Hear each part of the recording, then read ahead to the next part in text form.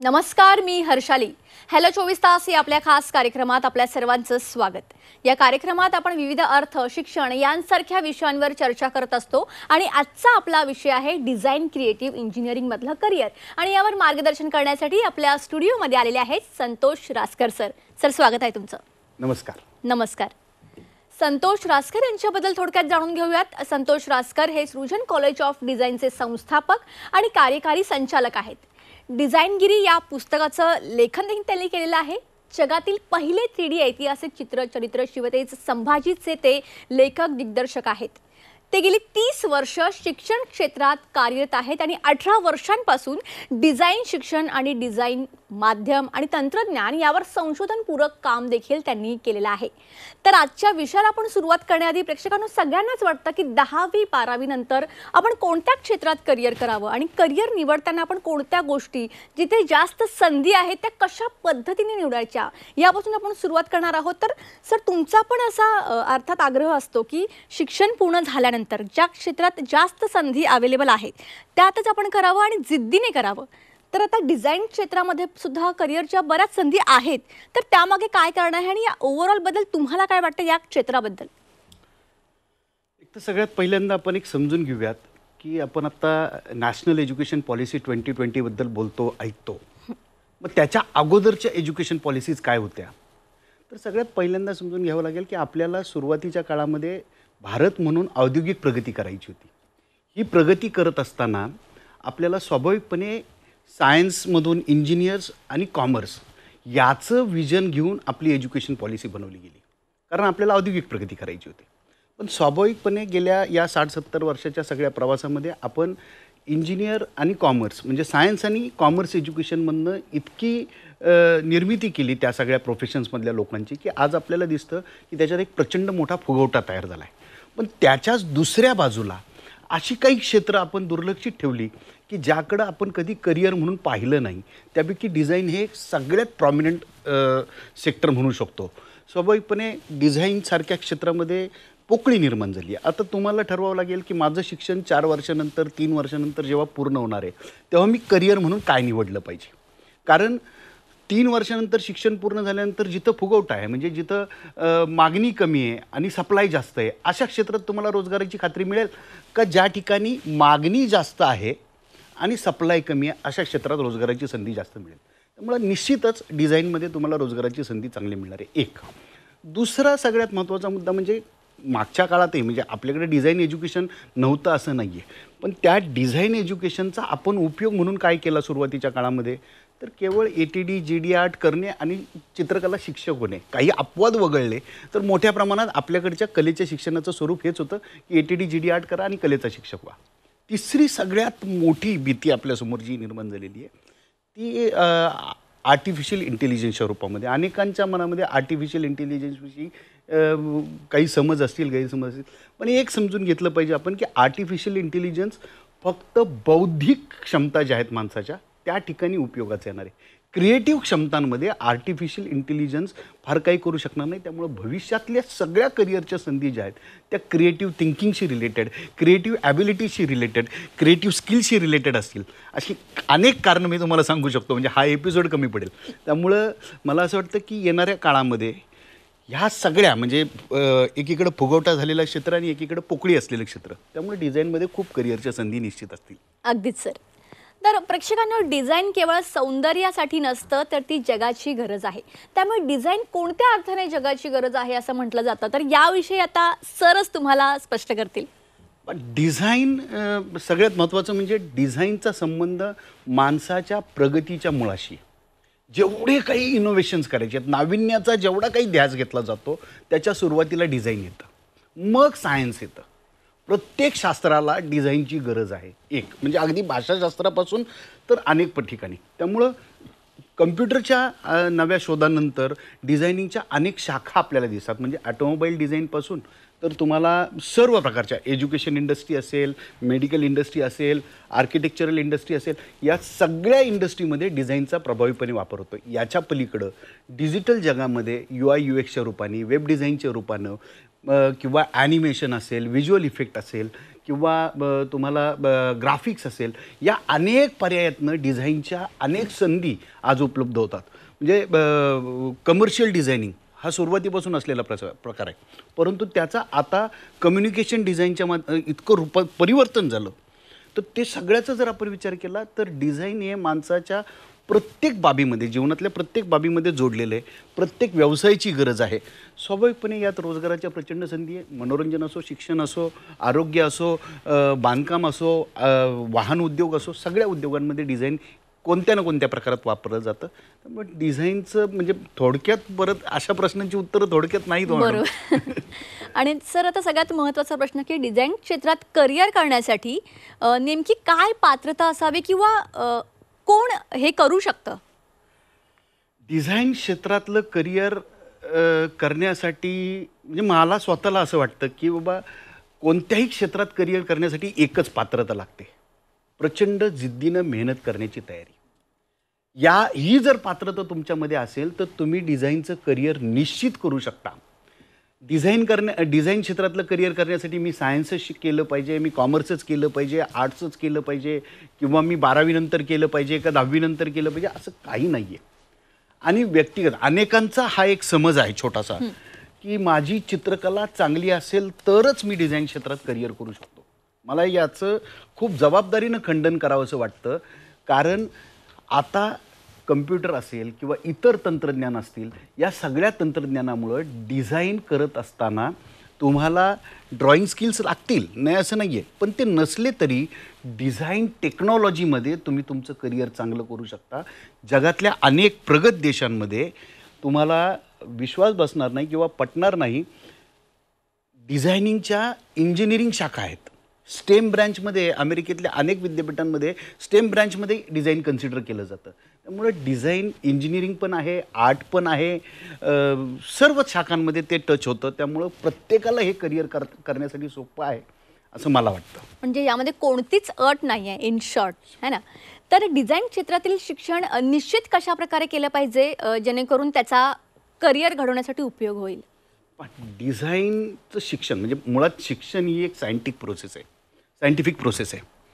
आता तुम्ही design education म्हटलं तर ती अधिक जास्त सायंटिफिक झाली पाहिजे. म्हणजे मी मागाशी म्हटल्याप्रमाणे आपल्याकडं ज्या पद्धतीनं सुरुवातीच्या काळामध्ये कलेचं शिक्षण घेतलं झालं, ATTD, GD आर्ट, चित्रकलेचं शिक्षक, हे काही अपवाद आहेत, त्यांनी चांगलं खूप काम केलेलं आहे.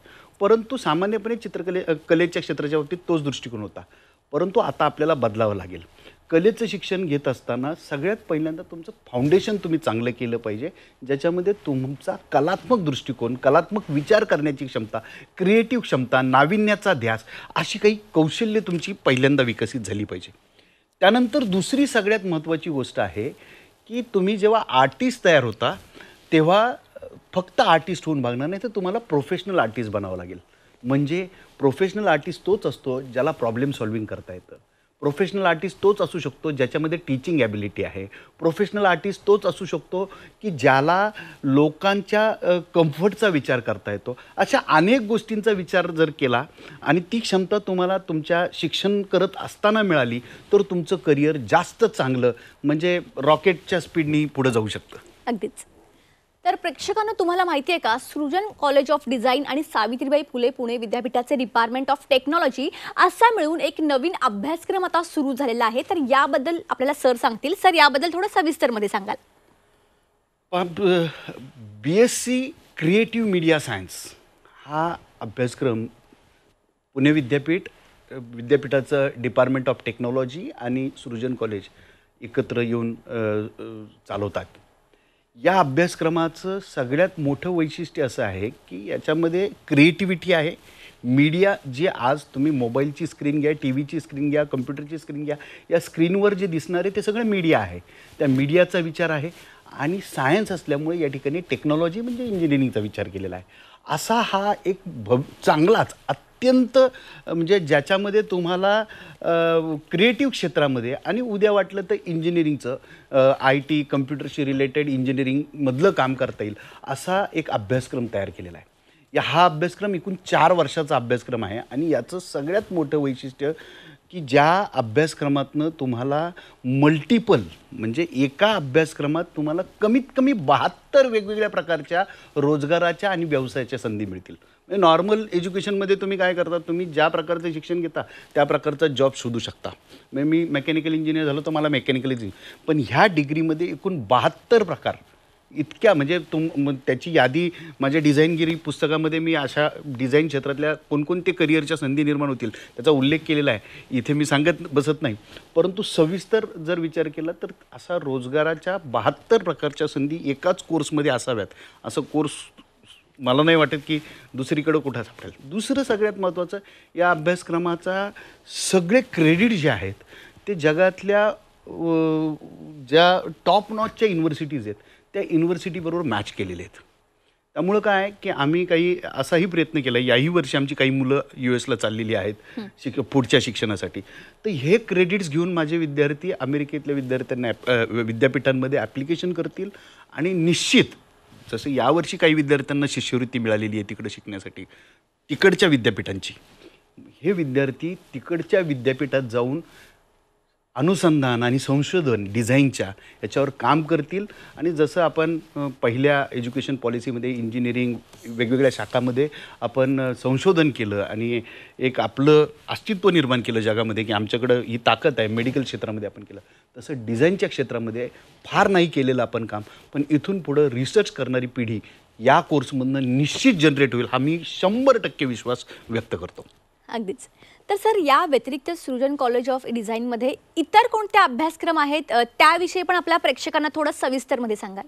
मी जसं सांगितलं सुरुवातीला की कोणत्याही करिअरसाठी तुमचं फाउंडेशन पक्कं झालं पाहिजे. त्यामुळं पहिला मला सुचवावंसं वाटतं 10वी नंतरच्या विद्यार्थ्यांसाठीचा एक माझ्याकडं महाराष्ट्र राज्य कौशल्य आणि व्यवसाय शिक्षण प्रशिक्षण मंडळाचा डिप्लोमा आहे. डिप्लोमा इन कम्प्युटर ॲनिमेशन जरी नाव असलं तरी त्याच्यामध्ये आम्ही सगळ्या प्रकारच्या डिझाईनचं फाउंडेशन पूर्ण करून घेतो आहे. हा जो डिप्लोमा आहे त्याचं वैशिष्ट्य असं आहे की तो 10वी नंतर 2 वर्षाचा डिप्लोमा तुम्ही पूर्ण केला तर तुम्हाला 12वी समकक्ष असल्याचं प्रमाणपत्र मिळतं. म्हणजे तुम्हाला 12वी नंतर जसं डिग्री करण्यासाठी पुढं जायचं असेल, शिक्षण घ्यायचं असेल तर त्या डिप्लोमानंतरसुद्धा तुम्हाला डिग्रीला ॲडमिशन मिळू शकतं. आणि जर तुम्हाला वाटलं की डिप्लोमानंतर मला रोजगार करायचा आहे, नोकरी करायची आहे, तर स्वाभाविकपणे डिप्लोमा लेवलची तुम्हाला नक्की नोकरी मिळू शकते. हा एक डिप्लोमा आहे.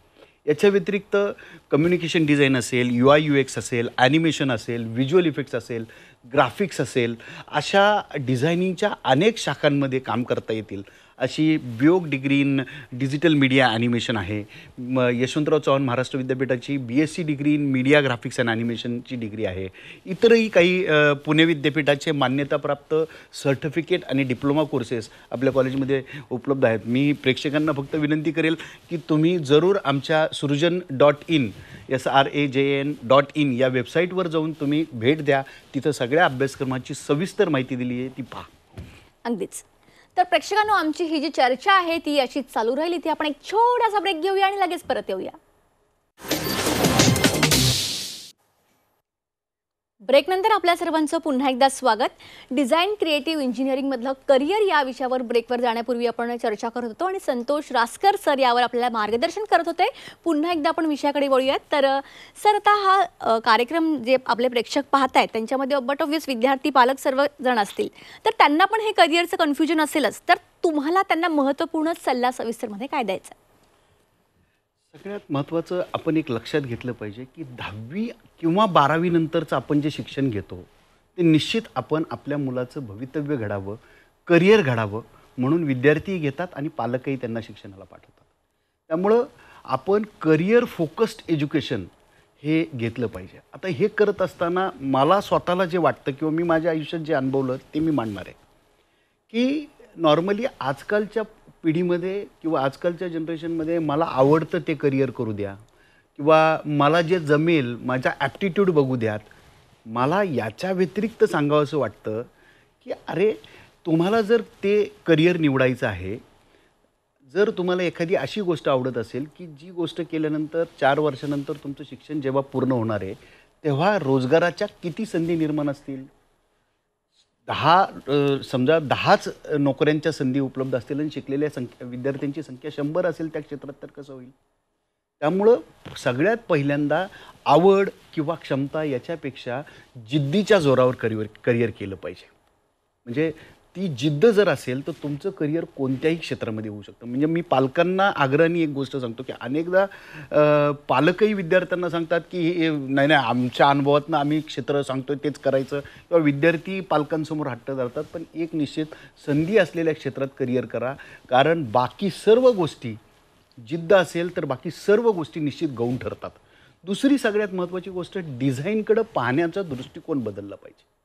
डिझाईनकडं आपल्याकडं फार संशोधन झालं नाही म्हणून डिझायनिंग क्षेत्रातली फार मोठी नावं तुमच्यासमोर आज नाही आहेत. म्हणजे तुमच्या पाल्याला डिझाईन क्षेत्रामध्ये मोठं होण्याची फार मोठी संधी निश्चित इथे लपलेली आहे. डिझाईनमध्ये आपल्याला एक भारत म्हणून, म्हणजे मी तुम्हाला एक गंमत सांगतो मॅडम, की पंतप्रधान मोदींनी 2022च्या संसदेतल्या बजेटच्या अधिवेशनामध्ये जे भाषण केलं आहे त्या भाषणात पंतप्रधान असं म्हणतात, बरं बजेटमधलं भाषण म्हणजे खूप सिरियस असतं, तर त्या भाषणात पंतप्रधान सांगतात की मेक इन इंडिया जितकं महत्त्वाचं आहे तितकं डिझाईन इन इंडिया महत्त्वाचं आहे.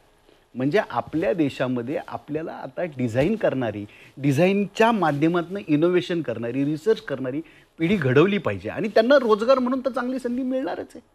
दुसरा सगळ्यात महत्त्वाचा की तुम्ही 10वी-12वी नंतर शिक्षण घेतल्यानंतर, म्हणजे खूप जर आपण पाहिलं तर पहिला प्रश्न काय येतो, तर मला काय पॅकेजच्या नोकऱ्या मिळणार आहेत, मला रोजगाराची संधी किती मिळणार आहे हे तर नक्कीच, पण पॅकेजेस काय असतील, संधी कशा प्रकारची असेल, तर तुम्ही त्याचीही पडताळणी करून पहा.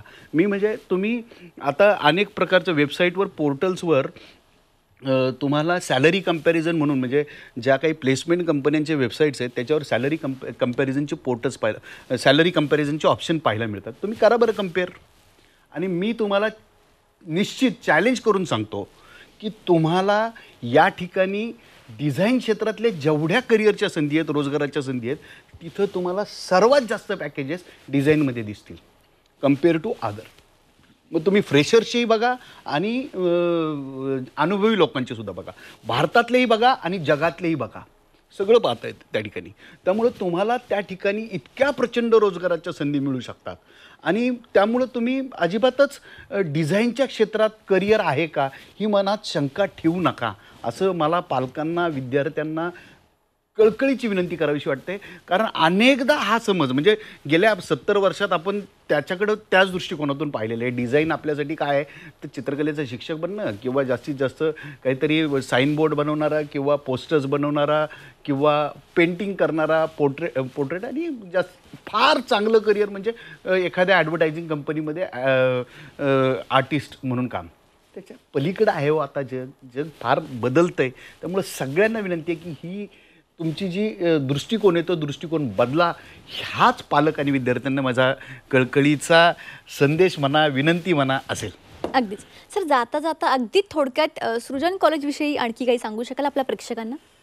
सृजन कॉलेज ऑफ डिझाईन ही एक विजन आणि मिशन असलेली ऑर्गनायझेशन आहे की जिचं सिम्पल विजन आहे की सामान्यातल्या सामान्य मुलाला चांगल्यात चांगला रोजगार मिळवून देण्याची आणि भारतातील डिझाईन क्षमतांना म्हणजे विकसित करण्याचं एक धोरण असलेली, या क्षेत्रात चांगले संशोधक निर्माण व्हावेत अशा प्रकारचं विजन असलेली ही संस्था आहे. माझ्याकडं मी स्वतः शिक्षक, 30 वर्ष शिक्षण क्षेत्रातला अनुभव, मी चॅलेंज करून सांगतो की मी तयार केलेला 16 पॉईंट लर्निंग प्रोग्राम असेल, मी जसं म्हटलं की डिझाईन एज्युकेशनसाठी तुम्हाला सायंटिफिक प्रोसेस पाहिजे, मी डिझाईन केली आहे, प्रोसेस डिफाईन केलेली आहे. डिझाईन शिकणं म्हणजे कुणीतरी चित्र काढून दाखवणं आणि मी ते बघून काढणं असं नाही आहे. तुमची थिंकिंग, तुमची विचार करण्याची क्षमता डेव्हलप करायची आपल्याला. तर त्याच्यासाठी सृजनमध्ये 16 पॉईंट लर्निंग प्रोग्रामसारखा एक छान म्हणजे कार्यक्रम आम्ही डेव्हलप केलेला आहे. दुसरं सगळ्यात महत्त्वाची गोष्ट, इनोव्हेशनबद्दल बोलतो आहे मी, रिसर्चबद्दल बोलतो आहे, तर ते प्रूव्ह केलं आहे. जगातलं पहिलं 3D ऐतिहासिक चित्रचरित्र सृजनच्या विद्यार्थ्यांनी बनवलं ना, ज्याची म्हणजे तो रिसर्चच आहे एक प्रकारचा. त्याच्यानंतर जगामध्ये अनेक गोष्टी आपण पाहू शकतो. आम्ही जम्मू काश्मीर राज्यामध्ये जाऊन एक फिल्म रिलीज केली, मराठी चित्रपटावरचं पहिली 3D ॲनिमेटेड गेम तयार केली आम्ही. त्यानंतर अशा अनेक उपक्रम, म्हणजे हे शिक्षण उपक्रमावर आधारित अगदी प्रायोगिक पद्धतीचं, म्हणजे प्रॅक्टिकली तुम्हाला शिक्षण देणारं शिक्षण आम्ही देतोय. आणि एक निश्चित आहे, ह्या सगळ्याच्या पलीकडं 100% तुम्हाला रोजगार मिळावा म्हणून माझी टीम आणि मी प्रचंड मेहनत करणार आहोत. अगदीच. तुमची मेहनत करायची तयारी असेल तर बरोबर. तुम्ही इथे या. अगदीच. तुम्ही या ठिकाणी आला, खूप चांगलं मार्गदर्शन केलं, त्यासाठी तुमचे मनापासून धन्यवाद. तर प्रेक्षकांनो, तुम्हाला सुद्धा हाय सॅलरीचे जॉब हवेत, एका छोट्या भांडवलातून जर तुम्हाला तुमचा बिझनेस सुरू करायचा असेल, एक चांगलं नेटवर्क हवं असेल, तर सृजन कॉलेज ऑफ डिझाईनमध्ये प्रवेश घ्या. स्क्रीनवर तो तुम्हाला नंबर दिसतोय, त्यावर आत्ताच कॉल करा.